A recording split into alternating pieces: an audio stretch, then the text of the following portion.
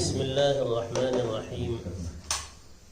ہر طرح کی حمد و ثنا اور تمام تر عظمت و بڑائی صرف اللہ سبحانہ کو زیبا اور لائق ہے، جو سارے جہان کا خالق و مالک، مدبر و متصرف اور منتظم ہے، جو سب پر مہربان، ہر وقت مہربان ہے، جو انصاف کے دن کا مالک بھی ہے۔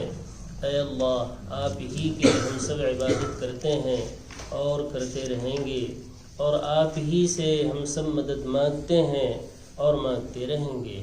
اے اللہ، ہم سب کو اپنی رضا والی جگہ جنت کا سیدھا اور سچا راستہ دکھا کر اس پر چلا دیجیے، یعنی نبیین، صدیقین، شہداء اور صالحین کے راستے پر، جن پر آپ نے اپنا فضل و انعام فرمایا، جو نہ تو یہود کی طرح عملی کوتاہی کی وجہ سے آپ کے غضب اور غصے کی زد میں آئے، اور نہ ہی نصارہ کی طرح علم کی کمی کی بنا پر راستے سے بھٹکے۔ آمین۔ اے اللہ، ہماری اس دعا کو قبول فرما دیجیے۔ درود و سلام نازل ہو تمام انبیاء کرام پر، خصوصاً آخری نبی محمد صلی اللہ علیہ وآلہ وسلم پر، آپ کی آل اور اصحاب پر۔ اما بعد، فاعوذ باللہ من الشیطان الرجیم، بسم اللہ الرحمن الرحیم۔ تنزیل الکتاب من اللہ العزیز الحکیم۔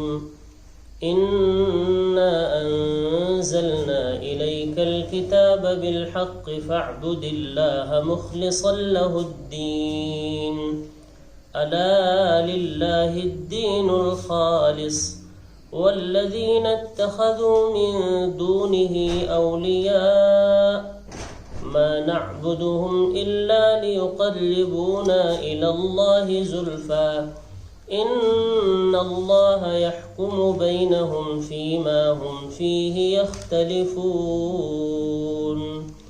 إن الله لا يهدي من هو كاذب كفار۔ لو أراد الله أن يتخذ ولدا لاصطفى مما يخلق ما يشاء سبحانه، هو اللہ الواحد القہار۔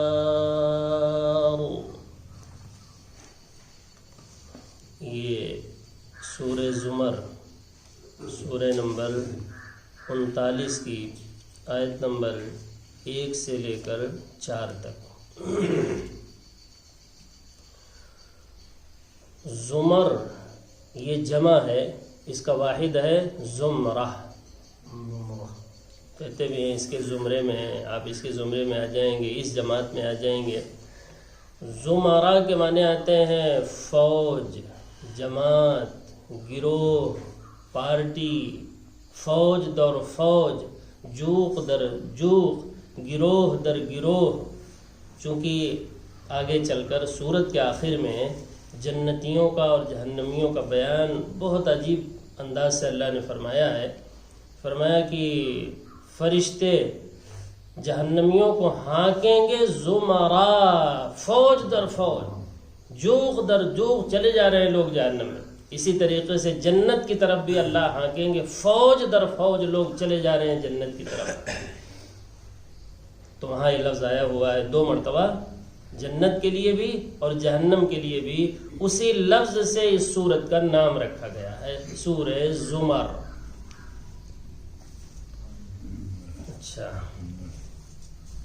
تنزیل الکتاب من اللہ العزیز الحکیم، اس کتاب کا نازل کرنا اللہ کی طرف سے ہے۔ یہ سورت بھی شروع ہو رہی ہے اللہ کی کتاب کے تعارف سے، الحمدللہ۔ پچھلی سورت کی شروعات بھی اللہ کی کتاب کے تعارف سے ہوا تھا، اس کا اختتام بھی کتاب کے تعارف سے ہوا۔ دیکھیے ایک آیت پہلے اس سورت جو ختم ہوئی کل، ان هو الا ذکر للعالمین، یہ قرآن سارے عالم کے انسانوں اور جناتوں دونوں کے لیے نصیحت ہے، دونوں کے لیے عبرت ہے۔ ذکر، اب اس سورت کی ابتدا بھی ہو رہی ہے کس سے؟ اسی کتاب کے تعارف سے۔ تنزیل کے معنی ہے نازل کرنا، اوپر سے اتارنا، یہ تنزیل کے معنی ہے۔ الکتاب معنی الکتاب، خاص کتاب، کوئی اور کتاب نہیں، الکتاب یہ خاص کتاب، یہی وہ خاص کتاب ہے جو اللہ کی طرف سے نازل ہوئی ہے۔ کائنات میں کسی کتاب کو اس کتاب کے علاوہ آپ یہ نہیں کہہ سکتے کہ آسمان سے اتاری گئی ہے اور اپنی اصلی شکل میں باقی بھی ہے، یہ بھی لگا لیجیے، اس لیے کہ آسمان سے تو اور بھی کتابیں آئی ہیں لیکن اس وقت اپنی اصلی صورت میں باقی نہیں ہیں، اس لیے کہ اللہ نے ان کی حفاظت کی ذمہ داری نہیں لی ہے۔ اسی لیے لوگوں نے یحرفون الکلم عن مواضعہ، چھٹے پارے میں گزر چکا ہے کہ لوگوں نے اس کی باتوں میں تحریف کر دیا، تبدیلی کر دیا، کیونکہ اللہ نے حفاظت کی ذمہ داری نہیں لی، خود ہی حفاظت کرو، خود ہی پڑھو۔ اور اس کتاب کے بارے میں اللہ نے کیا کہا ہے 14ویں پارے سورہ حجر میں فرمایا انا نحن نزلنا الذکر وانا له لحافظون، ہم نے ہی اس ذکر، اس نصیحت نامے کو اتارا بھی ہے، اتارا تو اور کتابوں کو بھی تھا لیکن اس کے ساتھ ایک الگ سے وعدہ ہے، ہم ہی اس کی حفاظت کریں گے، ہم ہی اس کی حفاظت کریں گے، انسانوں پر اس کی حفاظت رکھا ہی نہیں اللہ نے۔ چنانچہ دیکھ لیجئے کیسی حفاظت ہوئی ہے، 1400 سال 1500 سال گزر چکے ہیں، ایک زیر و زبر کا کوئی فرق نہیں آیا ہے، جس شان سے نازل ہوئی تھی اسی شان سے اسی آفتاب کے ساتھ آج بھی باقی ہے، ذرا بھی کسی کوئی تبدیلی نہیں آئی۔ اگر کوئی آدمی تبدیلی کی بات کرے گا اس میں تو اللہ اسے اٹھا کر کے پرے پھینک دیں گے۔ دیکھ رہے ہیں ہر زمانے میں لوگوں نے بڑی زور آزمائی کی ہے، جا صاحب یہ نکال دو، تو پھر کیا ہوا؟ یہ تو نہیں نکلے گا، خود نکل جائیں گے، اس میں سے کچھ نکلنا نہیں ہے بھائی، لاکھ ہو چکی ہے یہ کتاب، اس میں سے کچھ بھی نہیں نکلنا ہے، نہ اس میں کوئی چیز داخل کر سکتا ہے، قبول ہی نہیں کرے گی یہ کتاب، وہ ہے، یہی تو بات ہے۔ اگر کوئی جو ہے اس میں کیڑا نکالنے کی کوشش کرے گا تو آگے آیت آ رہی ہے اللہ تعالیٰ ایسوں کو نقص سزا دنیا میں یہ دیتے ہیں کہ ہدایت نہیں دیتے، لا یہدی من ہوا کاذب کفار، ایسے جھٹلانے والوں کو اس کتاب کو جھوٹ جو سمجھتے ہیں، کفار مانے کفر کرتے ہیں، انکار کرتے ہیں، تو ایسوں کو اللہ ہدایت دنیا میں، یہ نقد سزا ہے دنیا کی، آخرت کی ادھار ہے، اسے ہدایت پھر اللہ نہیں دیں گے۔ فرمایا تنزیل الکتاب، یہ کتاب نازل ہوئی ہے من اللہ، بھائی اللہ کی طرف سے نازل ہوئی ہے، یہاں زمین میں نہیں بنائی گئی ہے یہ کتاب، نازل ہوئی ہے، لفظ پہ غور کریں ذرا، تنزیل مانے ہے اوپر سے اترنا کسی چیز کا، جیسے بارش اترتی ہے نا، کیسی صاف شفاف ہوتی ہے بارش اور کتنا مفید ہوتی ہے وہ بارش، ایسے ہی یہ بھی اوپر سے اترا ہے اور انسانوں کے لیے سراپا ہدایت ہے، نور ہے، روشنی ہے، مفید ہے، جیسے بارش مفید ہوتی ہے، اور اس بارش کا افادہ کیا ہوتا ہے؟ ہر ایک پر عام ہوتا ہے، ویسے ہی اس کا فائدہ بھی ہر انسان کے لیے ہے، اسی لیے تو فرمایا تھا پیچھے الا ذکر للعالمین، سارے عالم کے لیے نصیحت ہے، خالی مسلمانوں کے لیے نہیں ہے بلکہ سارے عالم کے لیے نصیحت ہے، مسلمانوں کی کتاب نہیں ہے بلکہ انسانوں کی کتاب ہے، سارے انسانیت کے لیے ہدایت ہے۔ تنزیل الکتاب، اس کتاب کا نازل ہونا اللہ کی طرف سے ہے، وہ اللہ کون ہے بھائی؟ اللہ کا تعارف العزیز، اللہ غلبہ والا ہے، تم پر ہر وقت وہ غالب ہے، جو چاہے جس پر وہ طاری کر دے، جس پر جب چاہے موت طاری کر دے، جس پر جو حالات چاہے وہ طاری کر دے، اتنا غلبہ اسے پوری کائنات پر حاصل ہے، پوری کائنات پر، آسمان پر، زمین پر، چرند پرند درند، انسان، حیوان، نباتات، جمادات، جتنی بھی مخلوق ہیں سب پر پورا کنٹرول اور پورا غلبہ اسے حاصل ہے۔ یہ ترجمہ سمجھا رہا ہوں العزیز کا، العزیز مانے عزت والا، عزت والا بھی ماحول پر کیا ہوتا ہے؟ غالب ہوتا ہے، ایک طرح کا اسے غلبہ حاصل ہوتا ہے، ساری لوگ اس کی عزت کرتے ہیں، احترام کرتے ہیں، تو گویا غلبہ حاصل ہے ایک طرح سے اسے۔ تو العزیز اللہ کیا ہے بھائی؟ عزت والا بھی ہے، اور عزت ہے ہی اسی کے خزانے کی چیز، عزت کسی کے پاس نہیں۔ اللہ کہتے ہیں عزت تو ہمارے خزانے میں ملتی ہے، ہم جسے چاہتے ہیں عزت سے نوازتے ہیں۔ العزیز اللہ کون ہے بھائی؟ جس کی طرف سے اس کتاب کا نزول ہوا ہے، وہ غلبے والا ہے، وہ اپنے دشمنوں کو، نافرمانوں کو، باغیوں کو، طاغیوں کو، عاصیوں کو جب چاہے دبوچ لے، جب چاہے پکڑ لے، دھر لے۔ لیکن پکڑتا کیوں نہیں ہے؟ پھر لوگ دناتے پھر رہے ہیں اور شرک کرتے ہیں، بت پرستی کرتے ہیں جو اس کے بالکل خلاف ہے، اللہ کے غضب کو بھڑکاتے ہیں، پھر اللہ پکڑتا کیوں نہیں ہے جب غلبے والا ہے؟ سوال ہے۔ العزیز ہے، غلبے والا ہے، پکڑتا کیوں نہیں ہے دشمنوں کو؟ الحکیم، آگے آ گئی بات، حکمت والا بھی تو ہے، اس کی حکمت کا تقاضا یہ ہے کہ لوگوں کو یہاں مہلت عمل دیا جائے۔ یہ امتحان حال میں جب اتارا گیا ہے تو انہیں کیا ملنی چاہیے؟ امتحان حال میں آزادی ملنی چاہیے۔ حکمت کا تقاضا ہے اس کے کہ وہ فوری پکڑ نہیں فرماتا ہے، وہ اس کے حکمت کا تقاضا ہوتا ہے، ڈھیل دیتا ہے۔ اچھا، کس پر اتارا اس کتاب کو اللہ نے؟ کوئی شخص، انا انزلنا الیک الکتاب، یقیناً، انا مانے یقیناً، بے شک، کوئی شک نہیں ہے اس میں۔ انا، ہم نے، انا مانے بے شک، انا مانے ہم نے، دونوں باتیں ایک ہی لفظ میں۔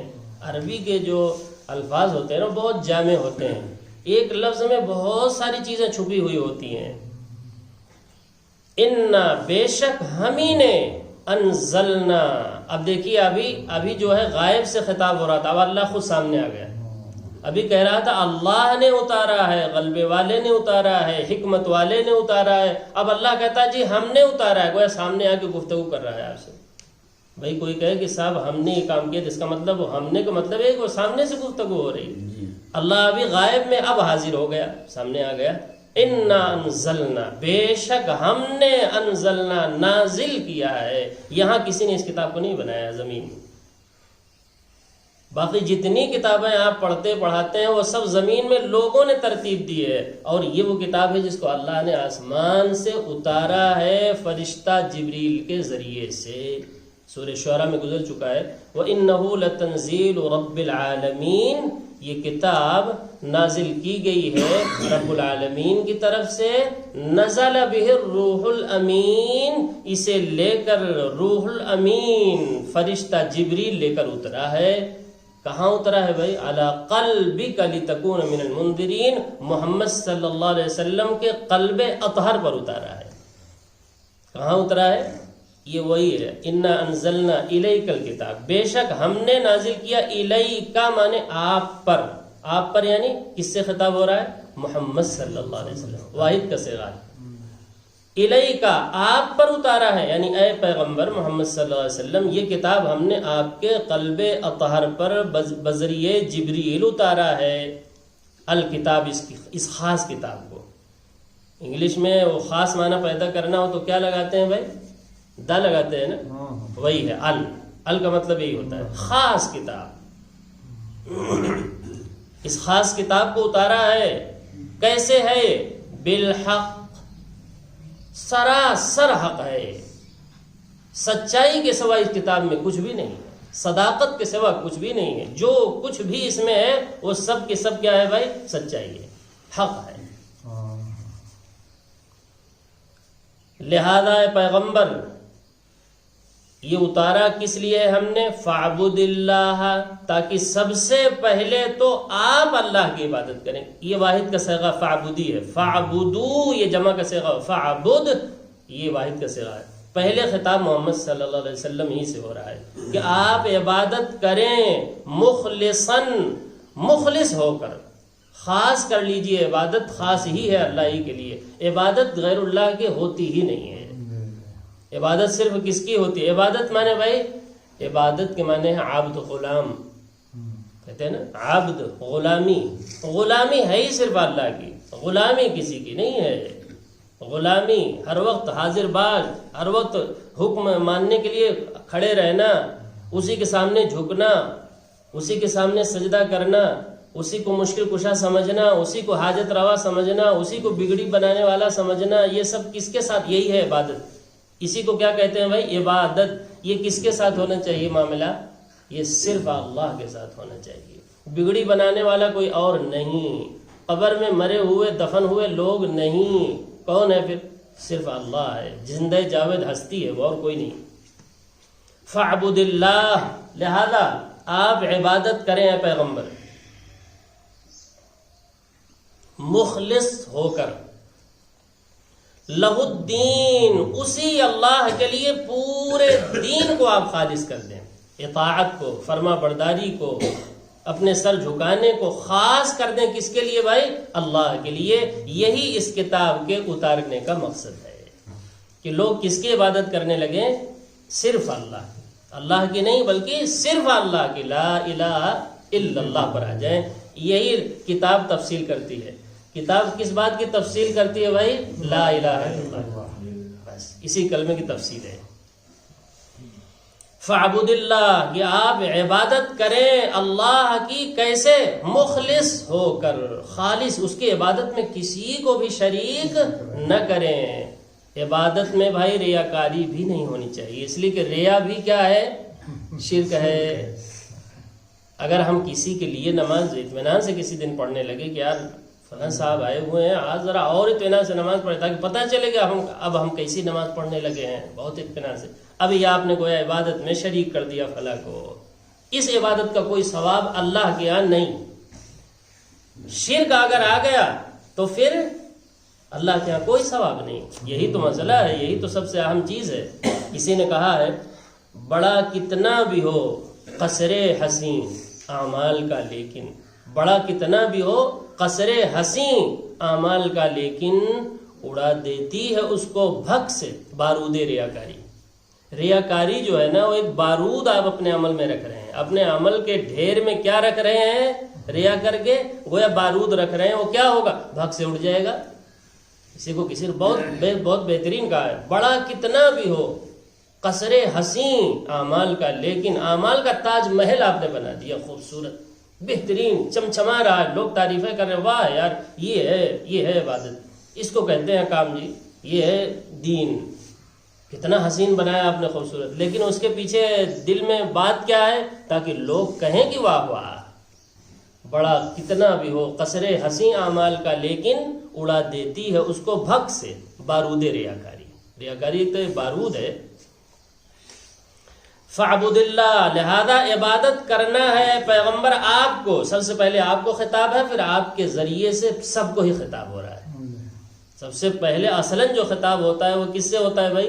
جس پر قرآن اتر رہا ہے، اس کے لیے بھی نصیحت ہے یہ قرآن۔ اللہ نے جگہ جگہ کہا اے پیغمبر آپ اعلان کیجئے پہلے کہ قل، آپ کہیے لوگوں سے، انما اتبع ما یوحى الی، میں تو اسی کی اتباع کرتا ہوں جس کی وہی اللہ مجھے میری طرف کرتا ہے، میں اسی کے پیچھے چلتا ہوں، اور مجھے حکم ہے کہ تم اسی کے پیچھے چلو، اس کی اتباع کرو، اسی کی پیروی کرو پہلے، پھر اس کے بعد لوگوں سے کہو۔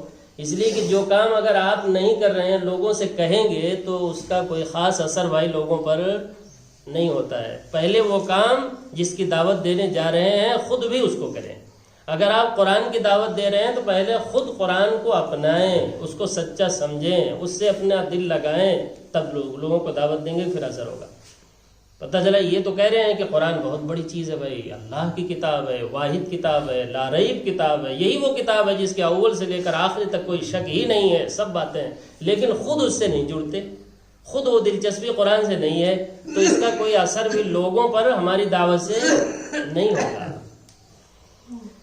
فرمایا مخلص اللہ الدین، اے پیغمبر اس کتاب کے نازل کرنے کا مقصد یہ ہے کہ آپ صرف اللہ کی عبادت کریں، سارے دین کو اسی کے لیے خالص کر دیں، آپ مخلص ہو جائیں۔ اخلاص، مخلص مانے خالص اللہ کی عبادت کرنے والا، اور اس خالص عمل کو کہتے ہیں اخلاص۔ ایک ہے مخلص جو اوپر آیا تھا کل، مخلص کے معنی ہے جس کو اللہ نے خالص عبادت کرنے کی توفیق سے نوازا ہو، اسے کہتے ہیں مخلص۔ گویا اللہ نے ان کو خالص کر لیا ہے، آپ اپنے سے نہیں ہو گئے ہیں، بلکہ یہ اللہ کی توفیق آپ کی طرف متوجہ ہو گئی، اس لیے آپ مخلص بن گئے، ورنہ مخلص بننا کوئی آسان نہیں ہے بھائی. الا، اب اللہ کہتے ہیں الا. الا عربی میں آتا ہے جھنجھوڑنے کے لیے، کہ اگر کوئی غافل بیٹھا ہوا ہو تو غفلت سے یہ بات نہ سنے، ذرا بہت ہوش سے سنو اس بات. الا عربی میں آتا ہے جھنجھوڑنے کے لیے، مخاطب کو چوکنا کرنے کے لیے. عربی زبان میں آتا ہے کیا؟ الا. سنو ذرا توجہ سے سننا بات کو، اس لیے آتا ہے. یہ جگہ جگہ آتا ہے یہ لفظ الا. سنو ذرا. للہ الدین الخالص، اللہ ہی کے لیے دین خالص ہونا چاہیے. دین میں بھائی ریاکاری اور تمام چیزیں اللہ کے یہاں کوئی اجر اس کا پھر نہیں ملے گا. اللہ اسی لیے صاف صاف بتا رہے ہیں کہ اگر دیندار بنو تو پھر اللہ کے لیے بنو، مخلص ہو کر رہو، عبادت کرو، ریاکاری نہ ہو، لوگوں کے لیے نہ ہو، واہ واہی کے لیے نہ ہو. دین کی بات ہے تو اللہ ہی کے لیے ہونا چاہیے، تب اللہ کے یہاں اس کا ثواب ہے، اس کا بدلہ ہے. ورنہ پھر اللہ کے یہاں اس کا بدلہ نہیں، جس کے لیے کر رہے ہو اسی سے بدلہ لے لو.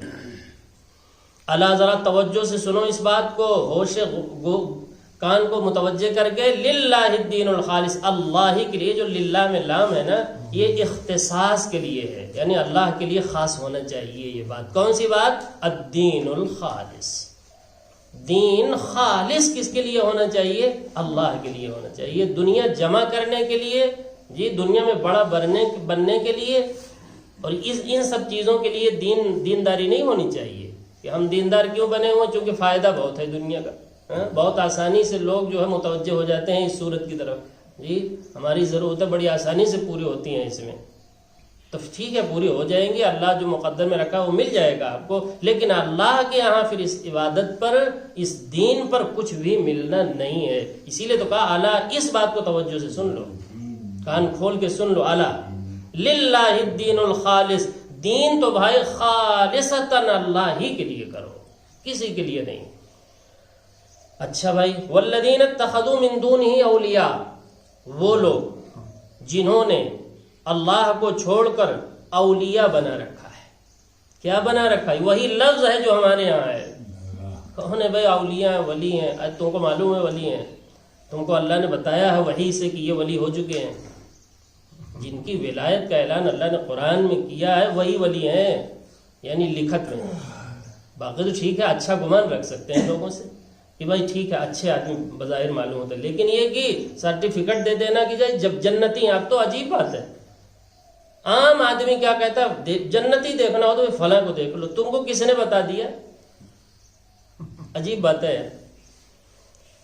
فرمایا والذین اتخذوا، اور رہے وہ لوگ اتخذوا جنہوں نے بنایا ہے، من دونہ اللہ کو چھوڑ کر. کیا بنا لیا؟ اولیاء، ولی بنا لیا. یعنی ان کے پیچھے چلتے ہیں ولی بنا کر، ان کا کہا مانتے ہیں، اس کی اتباع نہیں کرتے، اس کی فکر نہیں ہونے. سورہ اعراف کے شروع میں اور واضح ہے یہی بات. فرمایا اتبعوا ما انزل الیکم من ربکم. لوگو اتباع کرو، پیروی کرو، پیچھے چلو، اقتداء کرو اس بات کی جو اللہ نے اتارا ہے، یعنی قرآن کی. اس کی اتباع کرو، اس کی پیروی کرو، اس کے پیچھے پڑ جاؤ، اس کو جاننے کی کوشش کرو، اسے مانو. یہ ہے اصل چیز. ولا تتبعوا من دونہ اولیاء، اور اللہ کو چھوڑ کر، اللہ کی نازل کردہ باتوں کو چھوڑ کر اپنے بنائے ہوئے ولیوں کی پیروی مت کرو. اتنا واضح ہے. اللہ نے کیا کہا؟ پیروی کرو اس چیز کی، اس بات کی جو اللہ نے اتارا ہے صاف ستھرا دین قرآن کی صورت میں، اس کے پیچھے چلو، اس کی اقتداء کرو. اور اپنے بنائے ہوئے بزرگوں کی، ولیوں کی، پیروں کی، فقیروں کی اتباع مت کرو. بتائیے اس میں ہے کوئی گنجائش؟ ولیوں کے بعد اپنے بنائے ہوئے پیروں کے بعد ایسے مانتے ہیں کوئی بات چھوٹنے نہ پائے، اور جو اللہ نے اتارا ہے اتنا صاف ستھرا اس کا پتہ بھی نہیں ہے، اس کو جاننے کی کوشش بھی نہیں ہے. اور اپنے بنائے ہوئے پیروں کی اتباع، صاحب پیر صاحب نے کہہ دیا ہے بس یہ تو کرنا ہی کرنا ہے، پیر صاحب نے کہا ہے، اسی کو کہا جا رہا ہے. والذین اتخذوا، اور رہے وہ لوگ جنہوں نے بنا لیا ہے اللہ کو چھوڑ کر اولیاء. ولی کہتے ہیں کارساز کو، کام بنانے والا. انہی سے سوچتے ہیں کہ ہمارا کام بن جائے گا، اور انہی کے سامنے جھکتے ہیں، انہی کے سامنے سجدہ کرتے ہیں، انہی پر منتیں مانتے ہیں، چڑھاوا چڑھاتے ہیں. اولیاء اب یوں کہہ لیجئے کہ جو مزاروں پر، قبروں پر، اسی طریقے سے بتوں کے سامنے، یا جو بھی جہاں لگا ہوا ہے سب کے لیے ہے بھائی. جنہوں نے بنا لیا ہے اللہ کو چھوڑ کر کارساز، اولیاء، ولی کہ یہ ہمارا کام بنائیں گے، ان کا دامن پکڑ لو، دنیا بھی بن جائے گی اور آخرت بھی سنور جائے گی۔ یہ تصورات ہیں مسلمانوں میں ہیں۔ اچھا بھائی، ان سے پوچھا جائے کہ بھائی کیوں یار تم قرآن کی طرف نہیں آتے ہو، فلاں کے سامنے، فلاں دیوی کے سامنے، دیوتا کے سامنے یا مزاروں کے سامنے جھکتے پھرتے ہو، کیوں کرتے ہو ایسا؟ جواب دیں گے کیا؟ ما نعبدهم الا لیقربونا الی اللہ زلفی۔ جواب آئے گا کہ جی جو کچھ ہم ان کے سامنے جھکتے ہیں، منت سماجت کرتے ہیں، ہدیہ ہدایت دیتے ہیں، تحفے تحائف پیش کرتے ہیں، جو ان کو راضی رکھنے کی ہمیشہ ہم فکر مند رہتے ہیں، اس کی وجہ یہ ہے کہ یہ سب ہمیں اللہ سے قریب کر دیں گے۔ ہم ان کی عبادت کیوں کرتے ہیں؟ ان کے سامنے کیوں جھکے رہتے ہیں؟ بزرگوں کے سامنے، پیروں کے سامنے، مزاروں کے سامنے، ہندو ہیں تو مورتیوں کے سامنے کیوں جھکتے ہیں؟ اسی کو تو عبادت کہتے ہیں بھائی۔ نفع نقصان کا مالک کیونکہ ان کو سمجھتے ہیں نا، اسی لیے ان کے سامنے دست بستہ جھکے ہوئے ہیں۔ تو ہم ان کی عبادت نہیں کرتے ہیں، ما نعبدہم کا ترجمہ ہے، نہیں عبادت کرتے ہیں الا مگر کس لیے بھائی؟ لیقربونا، تاکہ یہ پیر، فقیر، دیوی، دیوتا یا جو بھی ہیں، جس نے جو کچھ بھی بنا رکھے ہیں اللہ کے علاوہ ولی، وہ سب آ گئے اس میں۔ لیقربونا، تاکہ یہ سب ہمیں قریب کر دیں۔ کس سے قریب کر دیں؟ اللہ، اللہ سے قریب کر دیں۔ زلفا، مرتبے کے اعتبار سے، زلفا مانے مرتبے کے اعتبار سے ہم بھی بلند ہو جائیں، جیسے پیر صاحب بہت بلند ہے۔ پیر صاحب کو آپ ہی نے تو بلند کیا ہے پیر کہہ کر کے، کوئی اللہ نے اتارا ہے ان کے لیے؟ کچھ بھی نہیں اتارا ہے۔ زلفا، تاکہ مرتبے کے اعتبار سے یہ سب ہمیں اللہ کے قریب کر دیں۔ ان سے پوچھا جائے کہ کیسے؟ کہتے ہیں دیکھو، اگر کسی بادشاہ سے، کسی وزیر سے، کسی سے ملنا ہو تو جو اس سے نیچے لوگ ہوتے ہیں نا، پہلے ان سے رابطہ کرنا پڑتا ہے۔ اس لیے اگر اللہ سے تمہیں ملنا ہے تو پہلے ان ولیوں کو پکڑو۔ بہت آسانی سے مثال دے کر سمجھا دیا کہ نہیں؟ اور اللہ نے کیا کہا اپنے بارے میں؟ فرمایا فَلَا تَضْرِبُوا لِلَّهِ الْأَمْثَالِ، اللہ کے لیے اس طرح کی بھوڈی دنیا کی مثالیں، دنیا کے بادشاہوں کی مثالیں مت بیان کیا کرو۔ اللہ تو ہر وقت دیکھ رہا ہے تمہیں، ہر وقت سن رہا ہے۔ وہ جو بادشاہ ہے یا جس تک پہنچنا چاہتے ہو تو سنتا ہی نہیں، دیکھتا ہی نہیں ہر وقت، جب بتاؤ گے تب سنے گا۔ اور اللہ کی شان یہی، اللہ تو وہ ہے جو ہر پل، ہر مخلوق کے ظاہر و باطن سے پوری طرح واقف ہے، دیکھ رہا ہے، سن رہا ہے، ہر وقت سن رہا ہے۔ تم نے کیسے جو ہے دونوں کو برابر کر دیا؟ اسی کو تو اللہ نے کہا سورہ یاسین میں بھی، وَضَرَبَ لَنَا مَثَلًا وَنَسِیَ خَلْقَهُ، ہمارے لیے یہ مثالیں بیان کرتا ہے، اور ہماری قدرت کو انسان بھول گیا کہ ہم نے اسے کہاں سے اٹھایا اور کہاں لے جا کے پہنچایا۔ یہ بھول گیا، ایک قطرے سے اٹھایا تھا اور کہاں لے جا کے ہم نے پہنچایا ہے، اور ہم ہی اسے چلاتے ہیں، سلاتے ہیں، اٹھاتے ہیں، جگاتے ہیں، صحت دیتے ہیں، سب کچھ ہم کرتے ہیں۔ آج بھی ہمارے علاوہ کچھ کوئی نہیں کرتا ہے، لیکن وہ بھول گیا۔ وہ ہمیں قیاس کرتا ہے دنیا کے بادشاہوں کی طرح، کہتا ہے کہ اگر اللہ سے ملنا ہو تو جیسے بڑے لوگوں سے ملنا ہو تو چھوٹوں سے پہلے رابطہ کرنا پڑتا ہے، ایسے ہی بھائی اللہ تک پہنچنا ہو تو فرقے کے بزرگوں سے پہلے رابطہ کرو، تبھی پہنچ پاؤ گے، ورنہ وہ بھی فرقے کے، دوسروں فرقے سے نہیں، اپنے فرقے کے بزرگوں سے کیا کرو؟ پہلے ان سے رابطہ کرو۔ اور اللہ نے کیا کہا اپنے قریب آنے کے لیے؟ فرمایا دو چیزیں ہمارا قرب دلاتی ہیں، وما اموالکم ولا اولادکم باللتی تقربکم عندنا زلفا، تمہارے مال، تمہاری اولادیں ہمارا قرب نہیں دلاتی ہیں، یا کوئی بھی چیز، پیر فقیر نہیں، بلکہ الا من آمن وعمل صالحا، جو بھی ایمان لائے گا اور بہترین عمل کرے گا، جس کا ایمان اور عمل اس کتاب کے مطابق ہوگا، وہ ہمارے قریب آتا چلا جائے گا۔ ایک اصول ہے، سب کے لیے وہی اصول ہے۔ فرمایا ہاں یہ کتاب پڑھنے کے لیے ضرور استاذ چاہیے، جس سے آپ کتاب کو سمجھیں، کتاب کو پڑھیں، یہ تو ضروری ہے۔ ما نعبدہم، کہتے ہیں، جواب دیتے ہیں کہ ہم جو ان کی عبادت کرتے ہیں اور جو حاضر باش رہتے ہیں، جو لوگوں کے سامنے جھکتے ہیں، غیر اللہ کے سامنے جو جہاں بھی جھک رہا ہے، کہتا ہے ہم اس لیے عبادت کرتے ہیں، کیوں؟ لیقربونا، تاکہ ہمیں قریب کر دیں، یہ سب یہ غیر اللہ قریب کر دیں ہمیں۔ کس کے قریب کر دیں بھائی؟ اللہ، اللہ کے قریب کر دیں، زلفا مرتبے کے اعتبار سے، مقام کے اعتبار سے ہمیں قریب کر دیں، ہم بھی اللہ کے قریبی بن جائیں، اور ہماری یہ سفارش کر دیں۔ ہماری کیا کریں گے یہ لوگ؟ یہ پیر فقیر ہمارے کیا کریں گے؟ اللہ کے ہاں کل قیامت میں ہماری سفارش کریں گے. اور سفارش کے بارے میں بھائی اللہ تعالیٰ نے اتنا واضح بیان کیا ہے قرآن میں. فرمایا وَيَعْبُدُونَ مِن دُونِ اللَّهِ مَا لَا يَضُرُّهُمْ وَلَا يَنفَعُهُم. ایسوں کی عبادت کرتے ہیں اور ایسے کو سامنے جھکے ہوئے ہیں لوگ جو انہیں نہ نقصان پہنچا سکتے ہیں نہ نفع پہنچا سکتے ہیں، نقصان اور نفع کے مالک نہیں ہیں. اور جب ان کو سمجھایا جاتا ہے تو کہتے ہیں شفعاؤنا عند اللہ. تم جانتے نہیں ہو یہ سب ہماری سفارشی کل ہوں گے، ہماری بھی ذرا سفارش کر دیں گے، میرا بھی بیڑا پار ہو جائے گا. اسی لیے تو تعلق قائم کیے ہوئے ہیں. شفعاؤنا عند اللہ. اللہ کیا کہتے ہیں؟ قل، اے پیغمبر آپ کہیے لوگوں سے، ذرا یہ غلط فہمی لوگوں کی دور کیجئے. قل اتنبئون اللہ بما لا يعلم في السماوات والارض. ارے تم اللہ کو ایسی باتیں بتا رہے ہو جو اللہ تعالیٰ نہ آسمان میں جانتا ہے نہ زمین میں جانتا ہے کہ اس کا کوئی سفارشی بھی ہے. بھائی سفارش کا مقصد کیا ہوتا ہے؟ مقصد یہ ہوتا ہے، 2-3 مقصد ہیں سفارش کے. پہلا مقصد یہ ہے کہ آپ کے علم میں یہ بات نہیں ہے، فلاں صاحب بڑے قابل ہیں، میں بتا رہا ہوں میں ان کو جانتا ہوں. تو اللہ کے علاوہ کوئی ہے جو اللہ سے زیادہ کسی بندے کے بارے میں جانتا ہو؟ تو سفارش کا کیا معنی ہوا؟ دوسرا مطلب، سفارش بعض مرتبہ اس لیے کی جاتی ہے کسی کے تاکہ دباؤ بنایا جائے کہ بھائی فلاں کی سفارش آ گئی ہے جو اتنے بڑے ہیں، اللہ سے بڑا کوئی ہے؟ اللہ پر کسی کا دباؤ ہو سکتا ہے؟ سفارش بے معنی.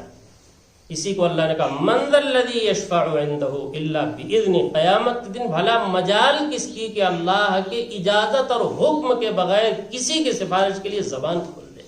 مجال نہیں ہوگی کسی کی. نبیوں کے بارے میں کہا جا رہا ہے ولا تنفع الشفاعة عنده الا لمن اذن له.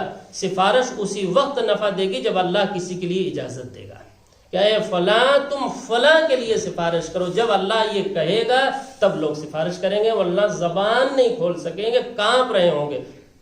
اور 22ویں پارے سورہ سبا میں گزر چکا کہ اجازت ملنے کے بعد بھی تھرا اٹھیں گے وہ پیغمبر فرشتے. اچھا مجھے سفارش کرنے کے لیے کہہ دیا اللہ نے، بے ہوش ہو جائیں گے. جب ہوش میں آئیں گے تو کہیں گے بھائی اللہ نے کیا کہا ہے. وہ سن کر کے کہ اللہ کے سامنے ہمیں بولنا ہے فلاں کے لیے، وہ بے ہوش ہو جائیں گے. پھر کہیں گے قالوا ماذا قال ربکم، اللہ نے کیا کہا؟ تو سب یک جمع ہو کر کہتے ہیں قالوا الحق، جو کچھ بھی کہا ہے وہ حق ہی کہا ہے اللہ نے، یعنی تمہیں فلاں کے لیے سفارش کرنا ہے. یہ کیفیت ہوگی اللہ کی. یہ پوری تفصیل سفارش کی اللہ نے ایک جگہ نہیں، قرآن میں بے شمار جگہ بیان کیا. بہت غلط فہمی لوگوں کو سفارش کے اعتبار سے ہے، جس کو قرآن نے جگہ جگہ کلیئر کیا ہے. سفارش کے لیے 2 شرط ہے. نمبر 1 اجازت. جس کو سفارش کرنا ہے، سفارش کرنے والے کے لیے اجازت شرط ہے. اے فلاں تم سفارش کرنا ہے. اور جس کے لیے سفارش کرنا ہے اس سے راضی ہونا اللہ کا ضروری ہے، اس کی توحید ٹھیک ہو. وَلَا يَشْفَعُونَ إِلَّا لِمَنِ ارْتَضَىٰ. سفارش نہیں کریں گے لوگ مگر اسی کی جس سے اللہ پہلے راضی ہو، اس کی توحید سے راضی ہو، ایمان سے راضی ہو، شرک نہ کرتا ہو، اعمال میں کوتاہی ہو تب. یہ 2 شرط ہے. اچھا ان اللہ یحکم بینہم، بے شک اللہ تعالیٰ یہ جو اختلاف کر رہے ہیں اور اللہ کے لیے مثالیں بیان کرتے ہیں، بادشاہوں کی مثال بیان کرتے ہیں کہ اگر بادشاہ تک پہنچنا ہو تو وزیر سے رابطہ کرنا پڑتا ہے، نیچے کے لوگوں سے رابطہ کرنا پڑتا ہے. یہ جو اختلاف مچائے ہوئے ہیں اور لوگ اپنے شرک پر ہی رہنا چاہتے ہیں، ہٹنا نہیں چاہتے، اپنی اصلاح نہیں کرنا چاہتے. ہے پیغمبر آپ بات سنا دیجئے، ٹھیک اللہ تعالیٰ ان کے درمیان قیامت میں ہی فیصلہ کرے گا، اس سے پہلے یہ سمجھنے والے نہیں ہیں. بھائی اپنے آپ کو کوئی سمجھتا ہے کہ مجھے بھی اصلاح کی ضرورت ہے؟ جو وہ کہتا ہے کہ جو ہم کر رہے ہیں وہ تو ٹھیک ہی ہے، یہ جو سمجھایا جا رہا ہے وہ دوسروں کو سمجھایا جا رہا ہے. تو اللہ تعالیٰ نے کیا فرمایا اس کے جواب میں؟ بے شک اللہ تعالیٰ ہی یحکم بینہم، ان کے درمیان فیصلہ کرے گا، فیما ہم فیہ یختلفون، ان تمام باتوں میں جس میں اس دنیا میں رہتے ہوئے آزادی کی وجہ سے یہ اختلاف کر رہے ہیں اور بات ماننے کے لیے اور اپنی جگہ سے ہٹنے کے لیے تیار نہیں ہے. اللہ فیصلہ کرے گا. ان اللہ لا یہدی، اللہ کا اصول یہ ہے کہ اللہ تعالیٰ تو ہدایت نہیں دیتا ہے من ایسے لوگوں کو ہوا کاذب، جو اللہ پر افترا کرتے ہیں، جھوٹ باندھتے ہیں. اللہ نے کوئی بات نہیں کہی ہے اور اللہ کی طرف وہ بات لگا دیتے ہیں جھوٹی. جی سفارش کا ایسا غلط تصور لوگوں میں پھیلا دیا ہوا جو قرآن کے بالکل خلاف ہے. یہ ہے کاذب، یہ ہے جھوٹ بات.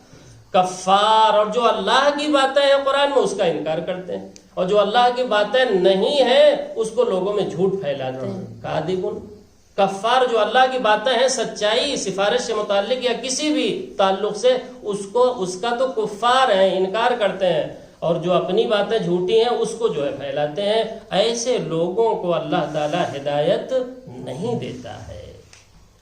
اب اگلی آیت انشاءاللہ کل اللہ تعالیٰ سے دعا ہے کہ قرآنی باتوں کو پوری توجہ کے ساتھ، عظمت کے ساتھ، محبت کے ساتھ سننے کی، سمجھنے کی، اور پھر اس پر اخلاص کے ساتھ عمل کرنے کی توفیق عطا فرمائے۔ جب تک زندہ رکھے صحیح ایمان صحیح اسلام پر زندہ رکھے، جب موت آئے تو صحیح ایمان صحیح اسلام پر موت آئے۔ سبحانک اللہم و بحمدک اشہد ان لا الہ الا انت استغفرک و اتوب الیک۔